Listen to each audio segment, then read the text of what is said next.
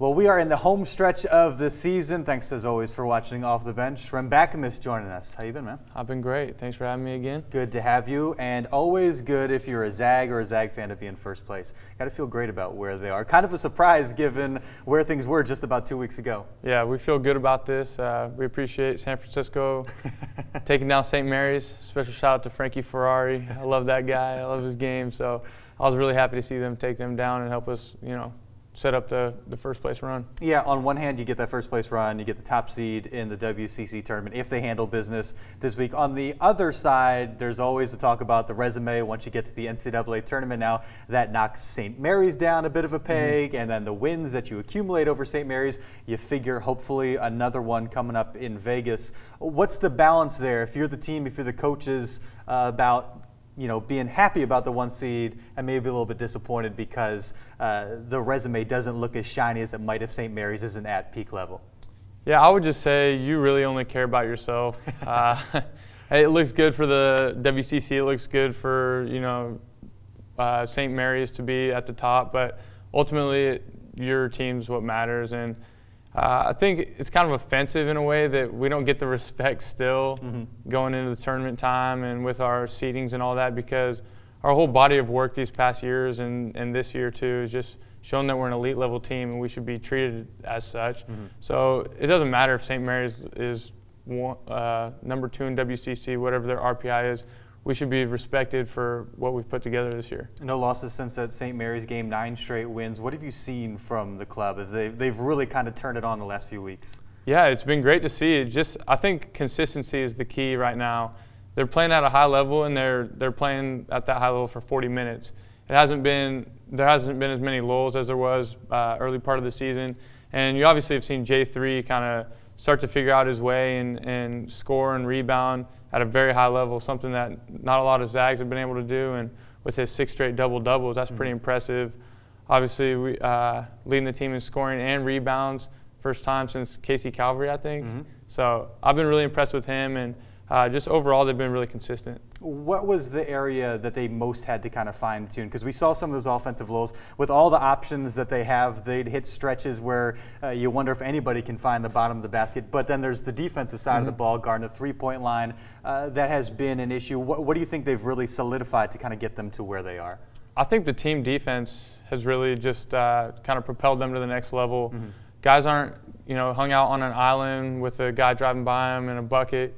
Guys are helping in double teams, tipping passes, diving on the floor, getting out and running. So just the overall team defense and guys, being there and trusting each other has really helped us get to the top of our game. You mentioned Johnathan Williams. He's been on an absolute tear, double-doubles in 6 games in a row. First Zag to do that in 13 seasons. Crazy to think all the good bigs they've had that it's been, guys like as recently as Domas and Shem. What have you seen from his game as we take a look at some of his highlights from this last stretch? He's just got a new little fire, I think, underneath him. And you saw it kind of towards the beginning of the year, and then middle of the year he disappeared a little bit, but he started to get a lot more touches, and he's just playing a lot harder, I think, and his energy's at a high level.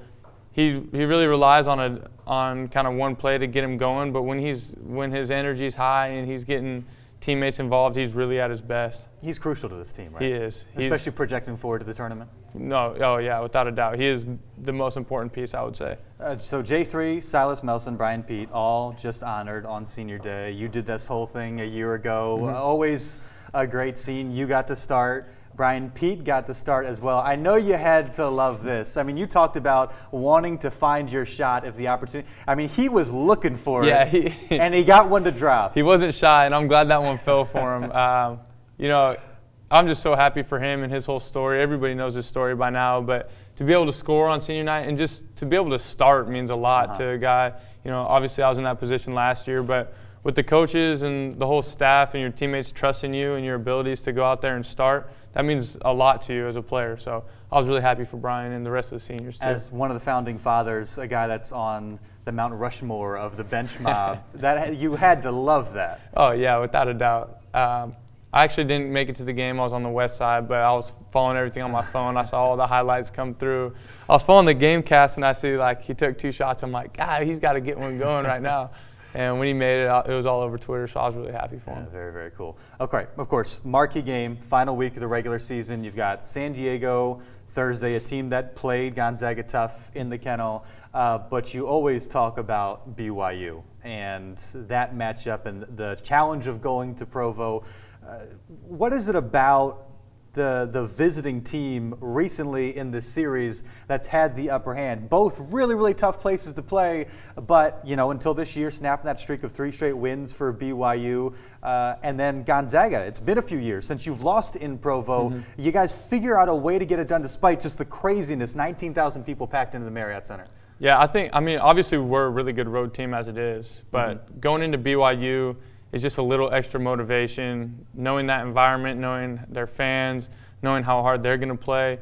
It just wakes you up and it makes you want to go out and perform at your best. And you won't see a guy take a playoff in that game. Just the whole environment and the crowd, it just gets you to play to the best of your abilities and at the highest level. Is there an atmosphere that's comparable to that you have seen in your career? That's outside of a tournament setting, like a true home environment. I mean, playing at Arizona.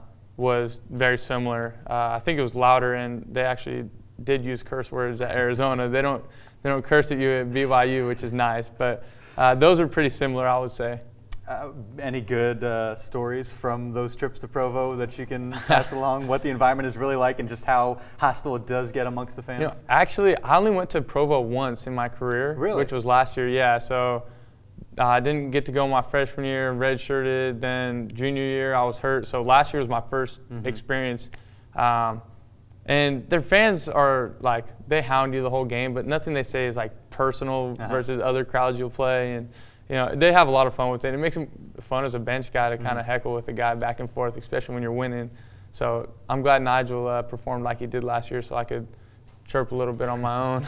What do you want to see from the team now in this last week with the WCC tournament on deck? What are you going to be looking for, especially in that BYU game? Yeah, but before that, you just can't overlook USD. And going to USD, you know, they're beating their war drums. They're ready for a battle. So you can't overlook that game whatsoever, especially with their guard play. And then yeah, so you got to go take care of business there first. I'd like to see a good win, and I'd like to see Jack Beach get some time in San Diego. But, you know, BYU, you never know what you're going to get with that BYU team. They're so unpredictable that it makes them kind of hard to scout for. So you assume they're going to play the same style of ball they always do, and they'll play at the high level. So you just got to go in there ready to go, and you're never going to win a fist fight with your hands down. So go in there throwing some haymakers. You're as good as anybody on Twitter. You always got good stuff popping up in my timeline from you at Rem15, right? I appreciate that. Yeah, Rem15. There was one that popped up this morning that Nigel Williams-Goss tweeted this at you, and I think some of the other guys. This is so good. This is Nebraska, their bench mob, and all the bobsled. I mean, there's a bunch of them. They get really, really. They're in the gym, pumping iron. And I don't really know the backstory, but it seems like this is the only game I've seen the film from. So did they just pick a game and start? And they have like 7 guys involved, so I'm wondering, like, obviously a few of them got to be walk-ons, but I admire the guys who are scholarship players who aren't too cool to celebrate on the bench. The wrestling? Yeah, the RKO.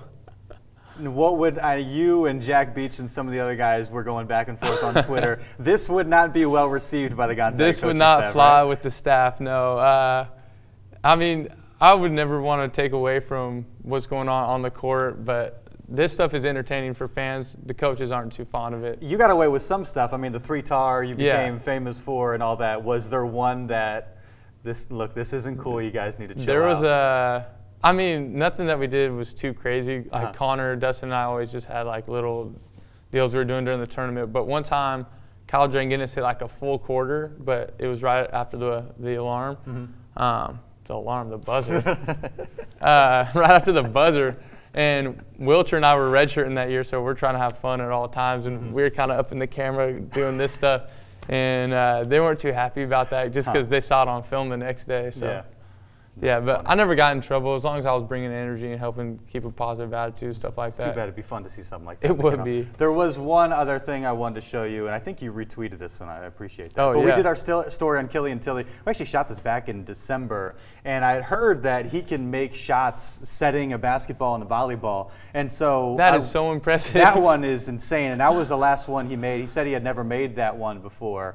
But the back set from the corner three, Did you know about this stuff? Is this stuff he did, just kind of messing around, shoot arounds, practice, that sort of thing? I've seen him do it, but that was a pretty like high level, like to be able to go backward. Yeah, he makes 4 in a row from the top. I mean, obviously you covered his story really well, and it gave a good kind of background look into his whole family's history. But I was just really impressed watching this. Did you ever see anything, or maybe when he first came to school, like, because every so often you'll see him after a whistle kind of set it back into the hoop, just kind of messing around. Was there something that caught your eye early on when he first got to campus? Not when he first got to campus, but that one when he tried to volleyball hit it. Villanova game. Yeah.